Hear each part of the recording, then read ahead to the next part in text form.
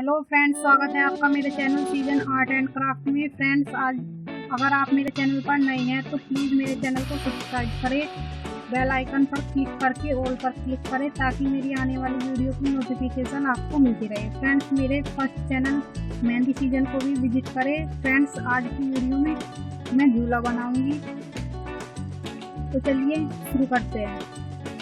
Friends, झूला बनाने के लिए हमें किन किन सामानों की ज़रूरत होगी देख लेते हैं। तो फ्रेंड्स, देखिए मैंने ये थर्मोकोल की शीट ली है, इसको मैंने चार्ट पेपर से कवर कर लिया है और देखिए इस पर मैंने 2 होल भी किए हैं।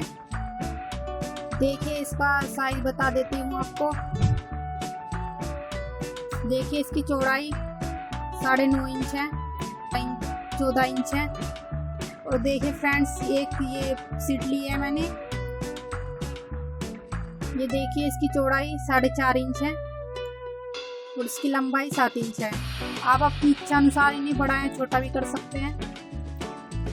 और ये देखिए मैंने बांस की 3 लकड़ियाँ ली हैं, इनको भी मैंने कवर कर लिया है। और देखिए 2 छोटे छोटे पीस लिए हैं, ये भी थर्मोकोल के पीस है और इनमें मैंने 2 होल किए हैं।